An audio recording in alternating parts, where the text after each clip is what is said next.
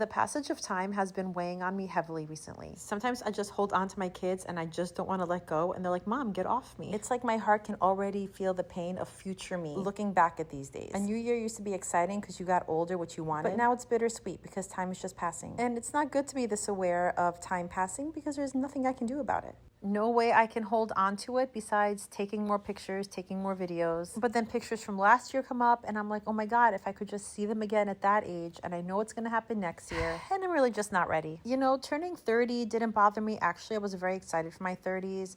35, 40 didn't bother me. But this being a new year, I'm realizing I'm turning 45 this year. That one's starting to hit a little hard. And it's not because I care about wrinkles or looking old or anything like that. I mean, obviously I don't want to look old, but it's more that I want to live forever. I don't want time to keep going. I want it to stand still. I don't want there to be any part of my kid's life that I don't get to see. I am the type of person that will lay awake just thinking these thoughts. And I kind of thought everyone did. And then I talked to my husband and he was like, why do you think about this stuff? I was like, why do you not? I try to keep in perspective that this is as young as I'm ever going to be. And in 20 years, I will wish I was in my 40s again. Believe me, guys, all of you that are 22, 23, and it feels like it's going to take forever to get here.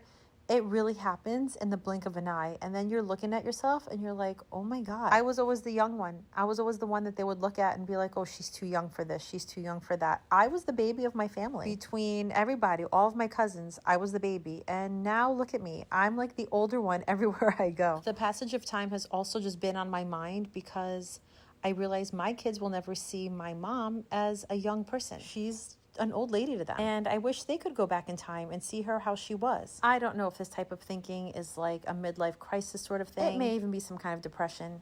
But what I do realize is that there's only one way I am going to live forever. I am going to live forever through my kids. And hopefully I meet their kids who will only know me as an old lady by then. Especially if my kids wait another 30 years to have kids like I did. But hopefully my kids will have a ton of stories to tell about how I used to be. Just like the stories I tell mine about my mom.